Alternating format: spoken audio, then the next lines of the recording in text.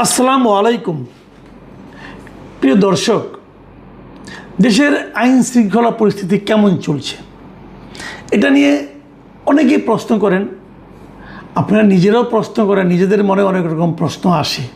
এটা এই কারণে আসে যে আমরা কিন্তু নানা ধরনের চাঁদাবাজি এবং নিয়ম নৈতিকতার বাইরে বিভিন্ন কর্মকাণ্ড আমাদের এলাকায় আশেপাশে আমরা দেখি।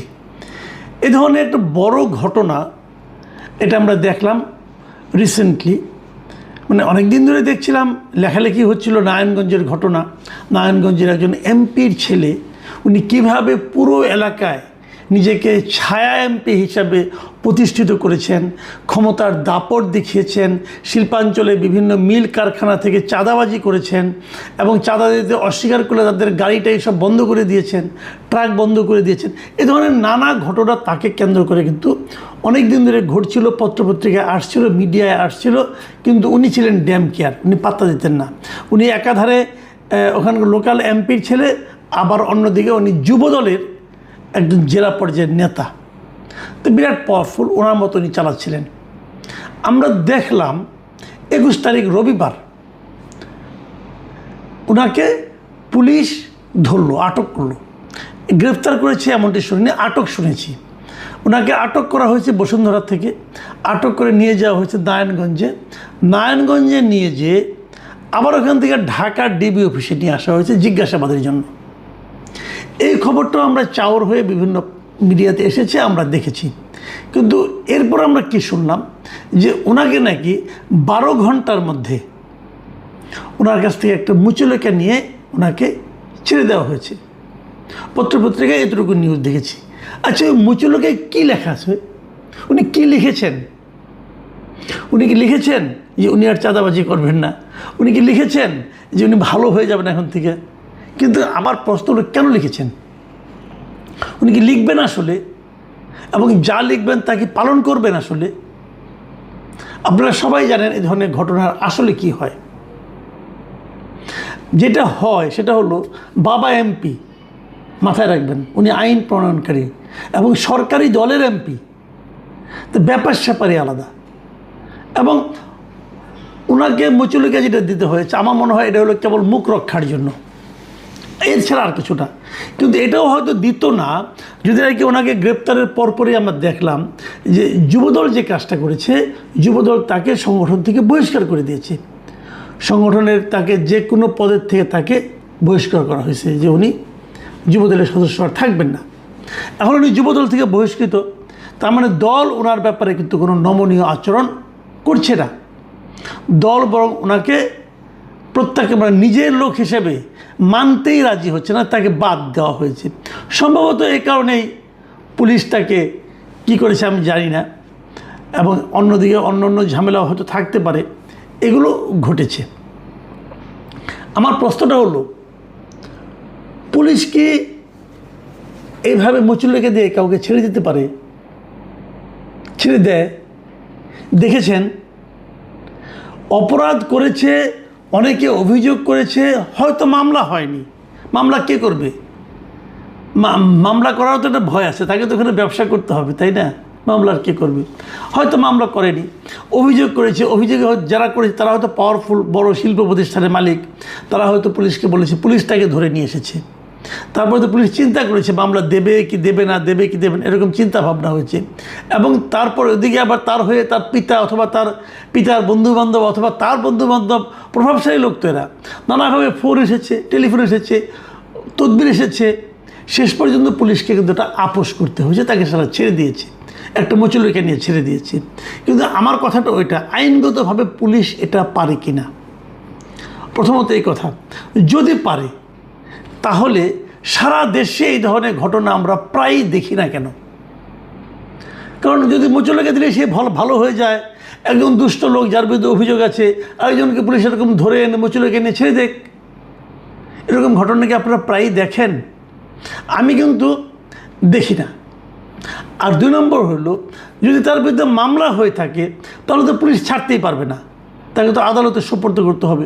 সম্ভবত মামলা হয়নি, এই ব্যাপারটা আমি কোনো মিডিয়াতে ভালো মতো পড়ে আমি এটা পেলাম না।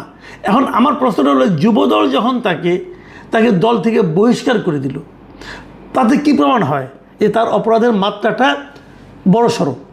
তাতে এও প্রমাণিত হয় যে যুবদল তার সম্পর্কে এর আগেও একাধিক বা নানা ধরনের অভিযোগ পেয়েছে আমার ধারণা। তা নাহলে যুবদল সঙ্গে সঙ্গে তাকে বহিষ্কার করে দিল, যুবদল তো আর এত কাঁচা কাজ করবে না। তার সম্পর্কে আগেও অভিযোগ পেয়েছে এবং সেই সমস্ত অভিযোগের প্রেক্ষিতেই তাকে হয়তো এই কাজটা করা হয়েছে, তাকে দল থেকে বহিষ্কার করা হয়েছে। ঠিক আছে এটুকু। এখন যদি বড় ধরনের অপরাধ করে থাকে তাহলে মামলা হলো না কেন? যদি সে বড় ধরনের অপরাধ করে থাকে তাহলে জিজ্ঞাসাবাদের কী আছে, মামলা হলো না কেন? মামলা হওয়া উচিত ছিল, সেটাও হয়নি এই ক্ষমতার দাপটের কারণে। দেখুন, আমরা প্রায়ই বলি, প্রায় কিন্তু আলোচনা হয়, এই যে এত অপরাধ হচ্ছে, এই অপরাধগুলি কেন হচ্ছে? অনেকে বলেন অপরাধ হচ্ছে এই কারণে অপরাধের দৃষ্টান্তমূলক কোনো শাস্তি হচ্ছে না। এটা একদিকে ঠিক, আবার আরেক দিকে ঠিক না। ঠিক না কেন? আপনি দেখেন ধর্ষণের অপরাধ যে মৃত্যুদণ্ড বাংলাদেশে, এটা তো এখন সবাই জানে এবং অনেকের শাস্তি হচ্ছে।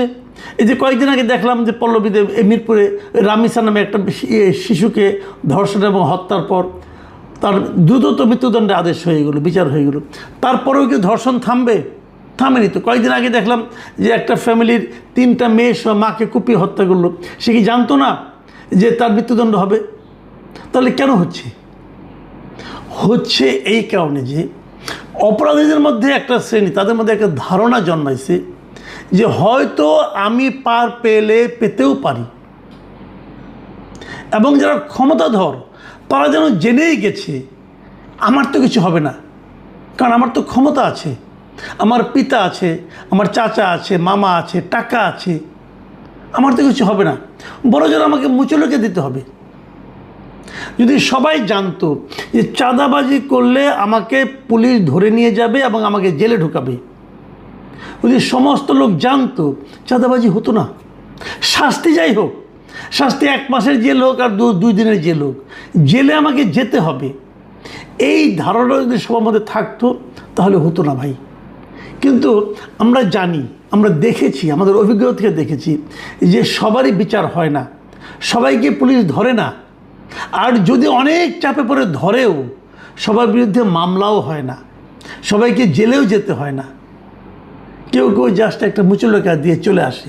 কি আছে মুচলেখায়? পুলিশ উচিত ছিল এটা জনগণের সামনে দেখিয়ে দেওয়া যে উনি বলেছেন আমি এই কাজ আর করবো না। উনি যদি আবার সেই কাজ করে, তখন তাকে কিন্তু আমরা বলতে পারবো যে আপনারা তো বলেছিলেন এই কাজ করবেন, আপনার কাছে বলে এসেছিল, সে তো এই কাজগুলো আবার করছে। কিন্তু সেটাও কিন্তু না, ওটা হলো কেবলমাত্র একটা লোক দেখানো যে আমরা তো তার কাছ থেকে মুচলেখা নিয়েছি, এই জন্য ছেড়েছি। তো পুলিশের কাছে যদি মুচলেখা নেওয়া হয় তাহলে ভালো, আমি এটা খারাপ বলছি না, কিন্তু তাহলে সারা দেশে এই প্র্যাকটিসটা হোক। ধরেন কোনো কারণ ছাড়াই কয়েকজন ছেলে আরেকজন ছেলেকে পিটিয়ে নিয়ে এসে বলল যে এ ছাত্রলীগের লোক, নিষিদ্ধ ঘোষিত ছাত্রলীগের সদস্য। পুলিশ তাকে মুচলেখা নিয়ে ছেড়ে দেবে? আপনারা এই ধরনের দৃশ্য দেখেছেন? বরঞ্চ পুলিশ তাকে ধরে নিয়ে আটকে রাখবে এবং তার আর মুক্তি হবে না, জেলখানা তাকে পৌঁছতে হবে। তো যখন আইন এক একজনের জন্য এক একভাবে প্রয়োগ হবে, আপনি তখনই কনফার্ম থাকবেন ও দেশে শান্তি প্রতিষ্ঠা হবে না, ও দেশে অপরাধ থামবে না। আমাদের এই যে এমপি পুত্রের যে ঘটনা আমরা জানলাম এখানে নারায়ণগঞ্জে, বাংলাদেশের আমার তো ধারণা যে অধিকাংশ জায়গায় এমপি পুত্র, এমপি ভাই, এমপির শ্যালক, এমপির আত্মীয় স্বজনদের এ ধরনের দাপট আপনারা দেখতে পাবেন। এটা নারায়ণগঞ্জ বলে, শিল্প এলাকা বলে, শিল্প প্রতিষ্ঠান আছে বলে এবং বড় ধরনের চাঁদা আদায় করতো বলে, অথবা যারা তার দ্বারা ক্ষতিগ্রস্ত হচ্ছিল, যাদের কাছে অনেক টাকা চাইতো সে, তাদের মধ্যে ক্ষমতাধর অথবা অর্থবান অথবা শিল্পপতি ছিল বলে হয়তো এটা এই পর্যন্ত গড়িয়েছে। কিন্তু যে পর্যন্ত গড়িয়েছে সেটাও যে খুব একটা সুবিধা হয়ে যাবে আমি তাও মনে করি না। এই ভদ্রলোক, এই এমপি পুত্র, উনি কিন্তু যে আবার ওই একই কাজই করবে নিশ্চিত থাকেন আপনারা, কারণ তার বাবার এমপিত্ব তো থাকবে 5 বছর, 5 বছর সে এই কাজই করবে, বরঞ্চ আরও বেপরোয়া হয়ে যেতে পারে, কেউ তাকে থামাতে পারবে না। এইরকম ঘটনা কিন্তু সারা দেশেই ঘটছে।